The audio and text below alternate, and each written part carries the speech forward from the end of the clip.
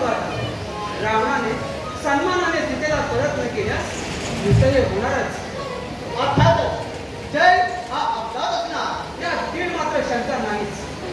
परंतु आमच्या मनात प्रभुराय आपण चुकीचीच आहात.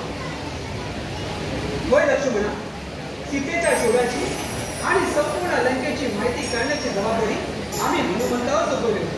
त्याचीच वाट बघतो आहोत.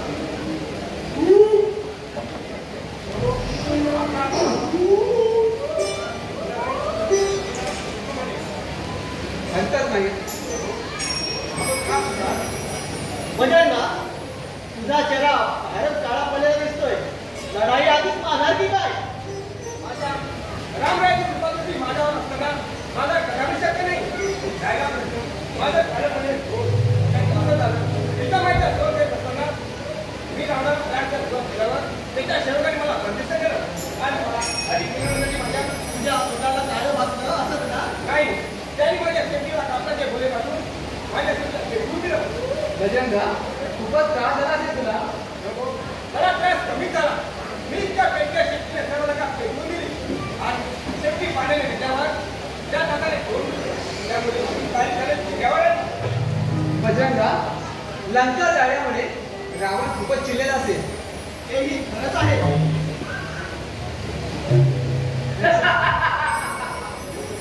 आमच्या पुतळ्याकडून समजलं लंका जिंकण्यासाठी आलेले नर आणि वानर हे तुम्हीच आहात का? हो, ते आम्हीच. मी श्रीराम, हा माझा भाऊ लक्ष्मण आणि हा पौरपुत्र हनुमान. महाज्ञानी महापराक्रमी रावणाचा पुत्र मी मेघनाद अर्थात इंद्रजित. तुम्हाला ठाऊक असेल मला इंद्रजित का म्हटले जाते? देवांचा राजा इंद्र याला जिंकल्यावर जग मला इंद्रजिता नावाने जिंकले. देवाने विचारली मानवाने वाघाने करून टाकेल याचा विचार करून आपण माघारी कर्तव्य हे तुम्ही ठरे. तुझी करुणी त्याचा विचार करू नये. हे अगदीच होते काय सगळ्यांनी तुझ्या डोळ्यात देखत त्या वानराने कशी वाट लावली ते पाहिलं का तू? लंकेची पुन्हा राग सगळे आढळून टाकले. तुमच्यासाठी उचित हेच आहे. सीतामाईला रामरायाचा स्वाधीन करावे आणि पुढे येणारे संकट टाळावे. हे तुमचे स्वप्न हा इंद्रजित कधीच पूर्ण होणार नाही. आमच्या सीतापर्यंत जायला होता सीतेला सहजासहजी परत केली जाणार नाही. इंद्रजिता, तू जरी स्वर्गलोकावर जय मिळवला असलास तरी आम्हाला हरवणं सोपं नाही.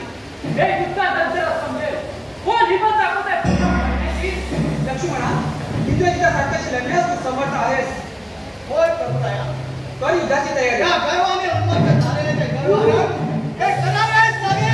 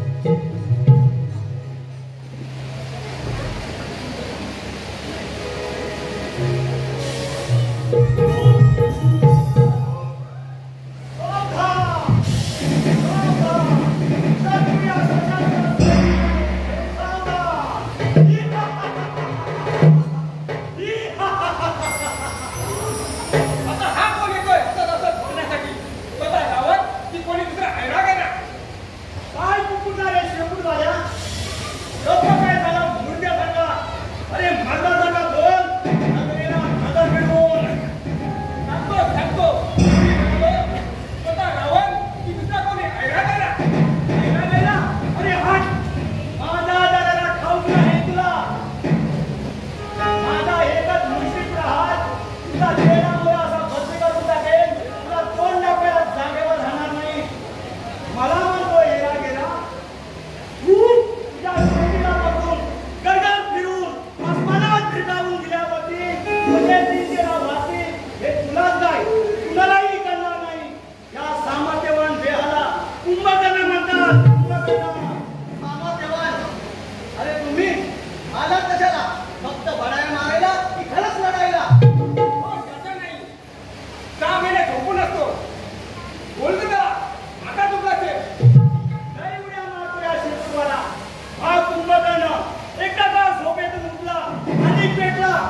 कितीचाही शत्रू भेटला तर त्याच्या जीवावर उठलाच म्हणून समजा. लक्ष्मणा, तो स्वतःच्या जीवावर उठलेला दिसतो. त्याचा मृत्यू त्याला 4 वाजता सुनावतो. त्याची वीर्य नसतोय, पण त्याला कळणार नाही. हे रामचंद्र, माझा मेंदू रिकामा नाही, सगळं कळतंय मला. कुंभकर्णा, तू तुझ्या भावाला सांग, सीतेला सन्मानाने सोडून दे. सांगशील त्याला तुम्ही होणारा युद्धाने रक्तपात थांबेल. वा, या कुंभकर्णाला आव्हान. माझ्यापेक्षा लहान आणि वयाने लहान असणाऱ्याने माझ्यासारख्या बलाढ्य असा महान आव्हान देऊ नये. लहान महान हे प्रत्येकाच्या वयावर तत्वाचा अवलंबून असते. ते प्रत्येकाच्या कर्मावरून ठरते. कर्मावरून ठरते ना, मग मीही तेच म्हणतो, नवे मानतो. कर्म 4 प्रकारचे असतात, लहान, महान, वाईट आणि चांगले. पण कुंभकर्णा, तू मानतोस आहे आणि करतोस आहे. मी लहान सहान कामे करतच नाही, महान तेवढीच करतो. केलेले कर्म लहान की महान, चांगले की वाईट, ते स्वतः ठरवायचं नसतं, ते इतरांनी ठरवायचं असतं. तुला झोपीत एकटे असताना तुला बघून घेणं हे कधीच चांगलं कर्म असू शकत नाही. त्याची मजा करायची वाटते. हा हनुमंत, याची मान कापून आणि जिवंत असताना तू कशाला करतोय? फक्त माझ्या शेतीला हात लावून टाकाव. नाही या शेतीला सगळ्यावर आपडला तर गावाचा नाम फक्त अभिमान नाही. पतिव्रता सीतामाईच्या लग्नासाठी मागणी करण्याच्या अबाध दिलेला मला सगळं छाटाविषय वाटते. लढाई सोडा, लढायचे बोला. एकाला माझ्या भावाला अद्दल घडावीशी वाटते, दुसऱ्याला दोन्ही हात तोडावेसे वाटतात आणि तिसऱ्याला जिभा छटावीशी वाटते. पण मला माझ्या भावाला लंकेच्या राजाचा सेनापती म्हणून तीर करावीशी वाटते आणि शेवटची लाच द्यावीशी वाटते आणि 2 हात करावीशी वाटतात.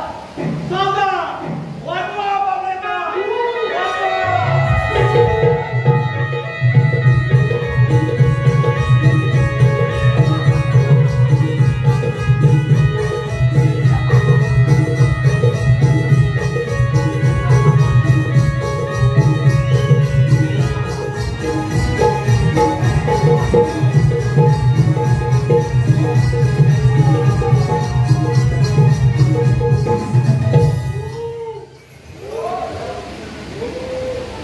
आता स्वतः रावणाला रणांगणावर यावे लागेल आपल्यासाठी लढायला.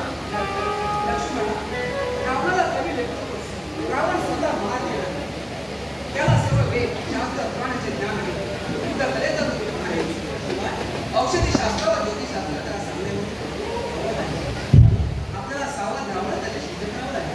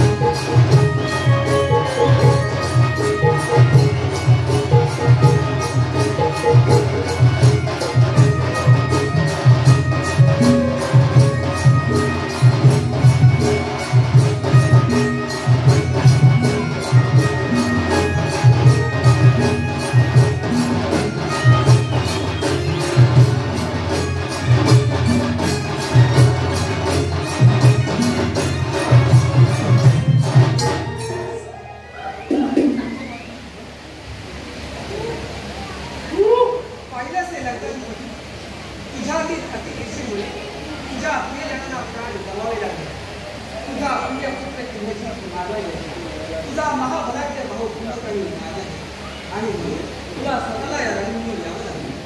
हा लंकाधिपती रावण जोपर्यंत या रणभूमीवर आहे तोपर्यंत या लंकेवर कोणीही विजय मिळवू शकणार नाही. सारी संकटे परतवून लावून माझ्या मानी जनतेचे रक्षण करणे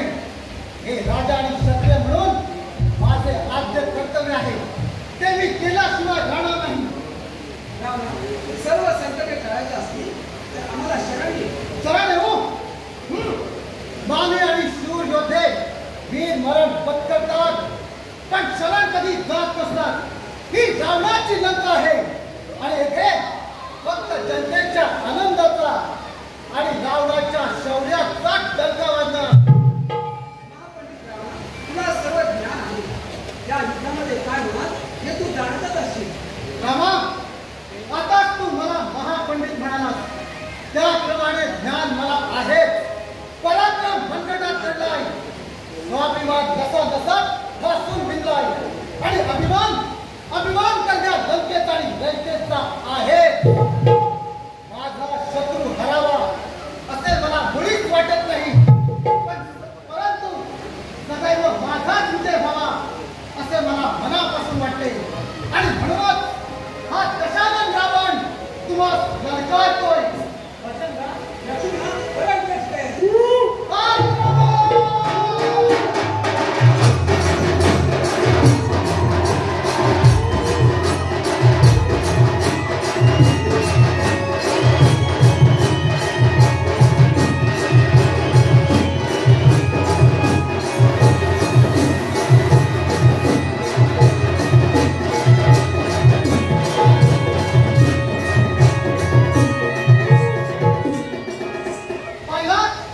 पाहिलात त्या रावणाचा पराक्रम. एकही पाऊल मागे हटणार नाही युद्ध जिंकल्याशिवाय. रावणा, एक वाणी पराक्रमी श्रीरामासमोर तुझा टिकाव लावणार नाही. तू तर बोलूच नकोस निर्दयी माणसा. माझी बहीण शूर्पणखा, तिने तुझ्यावर प्रेम केले, लग्नाची याचना केली आणि तू काय केलेस? तर तिचे नाक आणि कान कापून तिला विधूर केलेस. हाच काय तो तुमचा पराक्रम? हीच काय ती माणुसकी? आम्ही केल्या तर त्या हीन गोष्टी आणि तुम्ही केला तर तो पराक्रम. पराक्रमाच्या ज्या काही गोष्टी सांगतो त्या सफल होण्यासाठी तुला मदत कोणी केली? विभीषणाने, माझ्या स्वतःच्या भावाने. तुला मूर्छा आल्यावर किंवा तुमचे सैनिक जखमी झाल्यावर लंकेत औषधी कोठे मिळतात हे तुम्हाला कोणी सांगितले? विभीषणानेच ना. रावणा, आपल्या दृष्टीने त्या सरळ मार्गी विभीषणाला ओढू नकोस. विदूर आणि एक नंबरचा कपटी माणूस आहे तो. रामा, शांत विभीषणाला ऐकेल तो तुझे, तसेही तो तुझेच ऐकतो. म्हणावे, विदुरी विश्वासघाताने राज्य मिळवता येईल, पण ते टिकवता येणार नाही. तर राज्य चालवण्यासाठी स्वतःमध्ये धमक असावी लागते, बुद्धीची चमक असावी लागते, नाहीतर साम्राज्य मातीवर व्हायला वेळ लागणार नाही. योग्य वेळ आल्यावर तेही कळेलच त्याला. यासाठी तुला मला कोणालाच काही करावं लागणार नाही. तूही काही कुठला कांदा नाही. बरं का रामा, वालीसारख्या महाबली वीराला तू झाडावर लपून कप्ताने मारलेस. असा तू पराक्रमी. चक्रम डोक्याने विक्रम करून त्यात पराक्रम हे नाव देणार तुम्ही.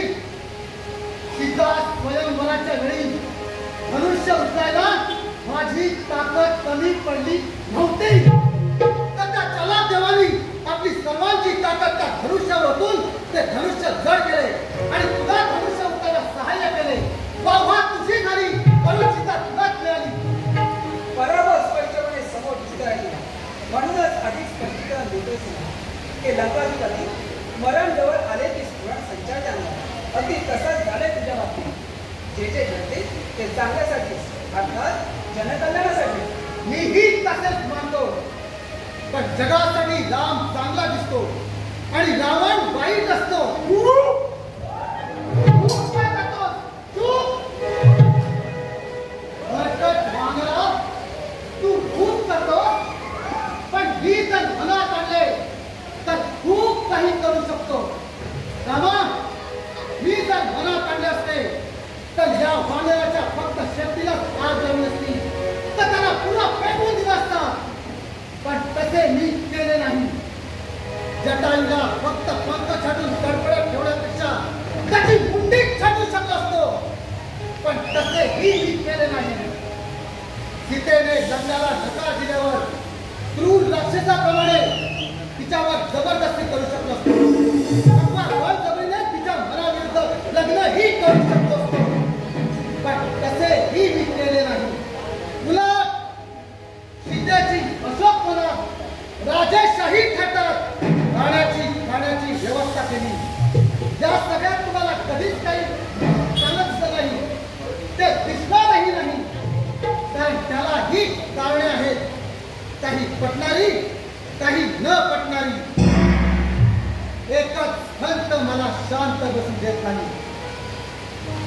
मी धन कमवून धनवान झालो, बळ कमवून बलवान झालो, ज्ञान कमवून विद्वान झालो, परंतु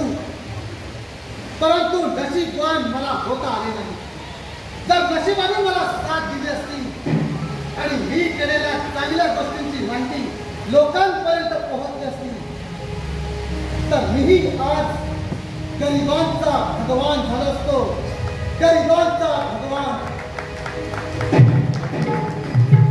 मी जे जे केले ते चांगले केले असे समर्थन मी करणार नाही, पण मी असे का केले ज्याची कारणे आज ना उद्या जगाला समजल्याशिवाय राहणार नाही. म्हणूनच आता युद्धाशिवाय दुसरा विकल्प माझ्यासमोर नाही. तेव्हा युद्ध केल्याशिवाय सीता परत मिळणार नाही.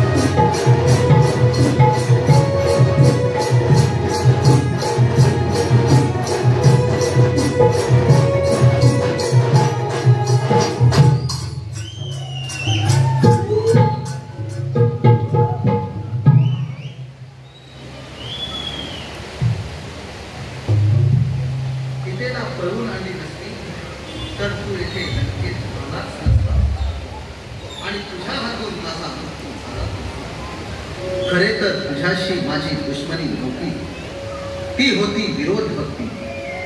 माझा मृत्यू माझ्यासारखाच तुला मनाच्या राजाकडून हवा ही माझी अंतिम इच्छा आज पूर्ण झाली. श्रीरामा, तू तरी समजून घे मला. सीतेला पळवली, या जगाला वासना दिसली, पण तिला जिवंतच नव्हे तर पवित्र ठेवली तरी दिसला नाही माझ्या मनाचा मोठेपणा. सीतेचे अपहरण केले, त्यात जबरदस्ती दिसली, पण सहमती विना परस्त्रीला स्पर्श न करण्याचा माझा संयम नाही दिसला. माझा संकल्प कोणी नाही पाहिला. जगासाठी राम श्रेष्ठ ठरला आणि रावण दुष्ट ठरला. भविष्यात लोक माझे पुतळे जाळतील, तुझी मंदिरं उभारतील, पण तरीही काही लोक पूजा माझीही करतील. नक्की पूजा माझीही करतील, कारण तितका मी वाईट नाही. श्रीरामा, लोकांना कुणीतरी सांगावं लागेल, पण प्रश्न असा आहे की लोकांना सांगणार कोण? तेव्हा तूच सांग श्रीरामा. रावणाचे पुतळे जाळण्यापेक्षा स्वतःमधला अहंकार जाळा, कपटीपणा व वाईट कृत्ये जाळा. प्रत्येकामध्ये सैतान लपलेला असतो, त्याचे घाण ठेवून मान खाली घालावी लागेल. घाण कृत्ये करणे आणि नीतिमत्ता.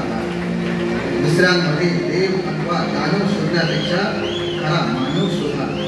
परमात्मा शोधण्यासाठी भटकत फिरण्यापेक्षा प्रत्येक जीवातील अज्ञात परमेश्वर शोधा. सत्याचा शोध घ्या, तरच आत्मबोध होईल. श्रीरामा, आज ना तुझा विजय झाला ना माझा पराजय. विजय मृत्यूचा झाला आहे आणि पराजय झालाय तो माझ्यातील उरल्या सुरल्या अहंकाराचा. तेव्हा मृत्यूनंतर माझाही आत्मा अमरच राहणार. श्रीरामा, माझा नमस्कार तुझ्यातल्या पुरुषोत्तमाला. स्वीकार हा अंतिम नमस्कार. नमः शिवाय.